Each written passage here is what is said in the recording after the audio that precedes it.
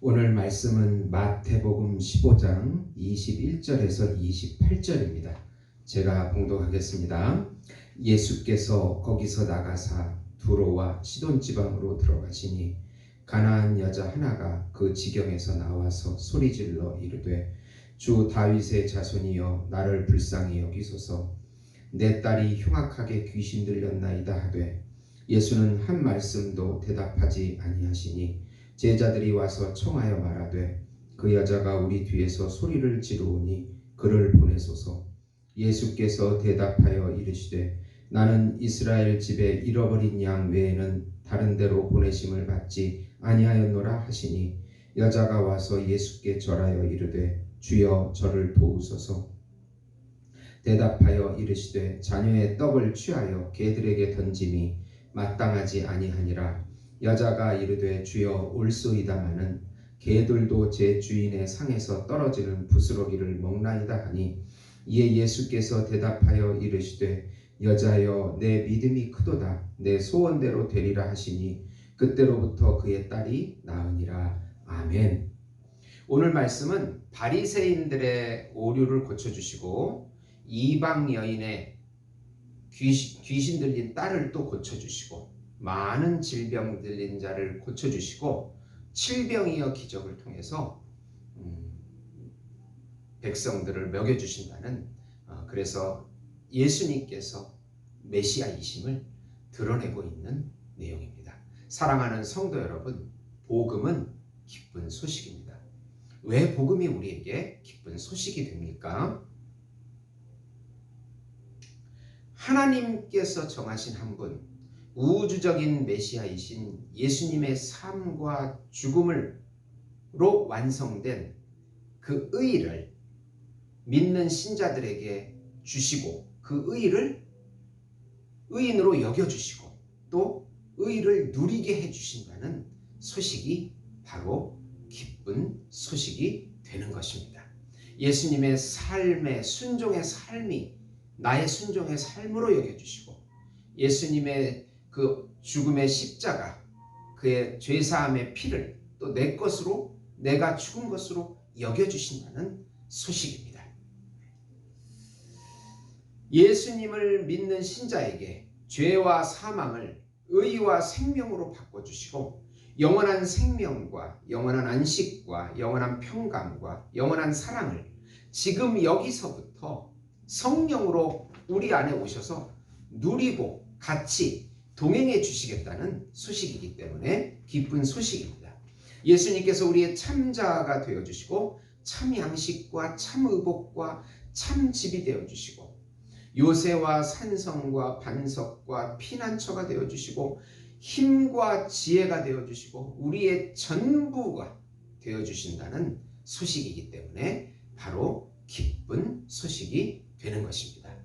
이 복음을 매 순간마다 믿음으로 누리시는 우리 성도 여러분이 되시기를 예수님의 이름으로 축원드립니다. 우선 바리새인들의 오류는 하나님의 계명 자체보다는 계명을 해석한 장로들의 유전을 더 지키려고 하는 것이며 내용보다는 형식에 치중했으며 정신보다는 의식을 더 강조하여 오히려 하나님의 계명을 어기고 인간의 계명을 지키는 잘못된 신앙으로 발전된 것입니다. 여기서 유전, 파라도시스라는 말은 전해주다라는 뜻으로 조상적부터 구전으로 내려오는 일종의 행위법을 말합니다. 이러한 행위법은 장로들의 유전이라는 말 외에 마가복음에서는 사람의 유전, 또 너희의 유전, 갈라디아서는 조상들의 유전이라는 말로 사용됩니다. 제자들이 손 씻지 않는 것을 바리새인들이 지적했는데 예수님께서는 입술로만 공경하지 마음으로는 멀다 하시고 사람의 계명으로 교훈을 삼아 가르치니 헛된 경배일 뿐이라고 이사야의 말씀을 들어 지적하고 있으십니다. 네. 그러면서 부모를 공경하는 5계명이 중요하지 고르반, 부모의 것을 하나님께 드리기만 하면 5계명을 지키지 않아도 된다는 인간의 계명을 따라가는 것은 잘못됐다고 말씀하고 있습니다. 이런 것들을 바리새인들이 이용한 것입니다. 그리고 입으로 들어가는 것은 더럽지 않지만 마음에서 입으로 나오는 것이 더럽다고 하시면서 외적인 형식보다 마음의 경건이 더 중요하다고 율법의 정신을 분명하게 말씀해 주십니다. 진정한 의미에서 인간을 더럽게 하는 것은 외형적이고 형식적인 불결이 아니라 내면에서부터 나오는 죄성에서 나오는 모든 그런 언행과 잘못된 인격과 인간의 불순종들이라는 것을 말씀하고 계십니다. 결국은 바리새인들은 하나님께서 심지 않은 가라지요 영적인 맹인이라고 날카롭게 말씀하고 있습니다. 바리새인들의 오류는 계명을 더 잘 지키려고 장로들의 해석을 더 집중한 것입니다. 그런데 하나님의 계명을 더 못 지킨 것이에요. 헛되이 경배해서 겉만 지키고 속은 썩어 들어간 것입니다. 불순종과 불신으로 하나님이 심지 않은 가라지 같은 존재고 영적인 맹인이라고 예수님께서 말씀하십니다.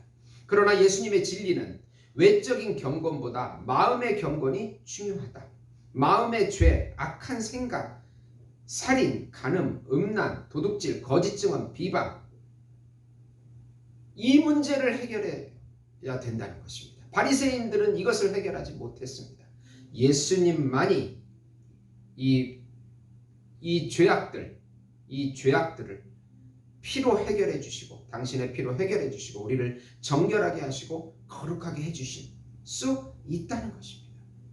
두 번째로 자신을 개에 비유하면서 하나님의 은혜를 구하는 수로보니게 이방 여인의 믿음을 칭찬하시면서 그녀의 딸을 고쳐주십니다. 이방인 백부장과 같이 수로보니게 여인의 믿음은 칭찬을 받습니다. 이 여인은 예수님에게 주 다윗의 자손이여 불쌍히 여기소서라고 외칩니다. 주인의 상에서 유대인의 상에서 떨어지는 부스러기를 먹는 개와 같은 존재라도 주님은 긍휼을 베풀어 달라고 간구합니다.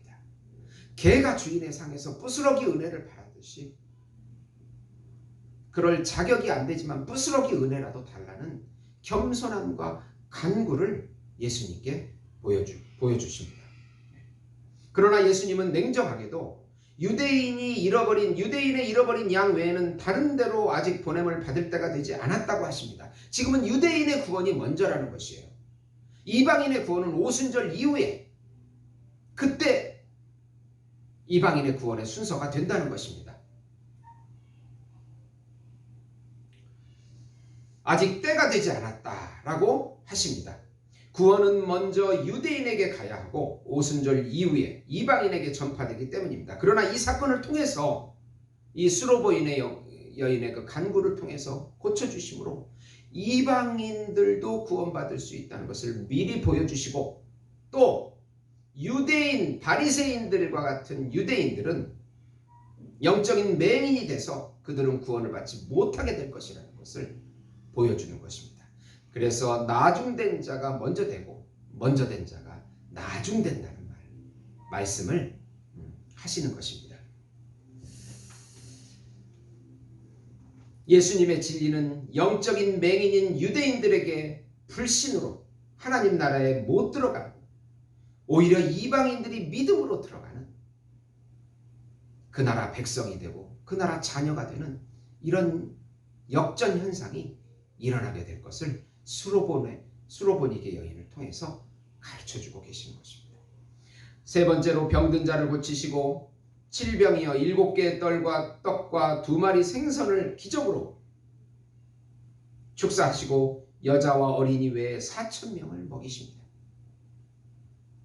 예수님께서는 자신이 주시는 하늘의 떡을 먹어야 영생 얻는다는 것을 이 질병이여 기적을 통해서 보여주십니다. 로마서 5장 21절에 이는 죄가 사망 안에서 왕노릇한 것 같이 은혜도 또한 의로 말미암아 왕노릇하여 우리 주 예수 그리스도로 말미암아 영생에 이르게 하려 함이라. 주님의 살과 피를 먹는 자, 그분을 믿는 자, 그분 안에 거하는 자, 이들이 구원받은 하나님의 자녀가 되고 예수가 주시는 영원한 기업을 누리는 하나님의 백성이 되는 것입니다. 사랑하는 성도 여러분, 나라와 가정과 교회와 우리 자신 모두가 소망이 없어 보이는 삶을 살아가는 것처럼 보여져도 우리 안에 계신 예수님께서 우리의 평강이요 안식이요 생명이요 생수이시고 전부가 되신다는 것을 믿음으로 누리시는 우리 예수목장교회 성도 여러분이 되시기를 예수님의 이름으로 축원드립니다. 기도하시겠습니다. 하나님 아버지 감사합니다. 하나님의 나라는 참왕이신 예수님을 믿음으로 믿고 들어가서 누리는 나라입니다.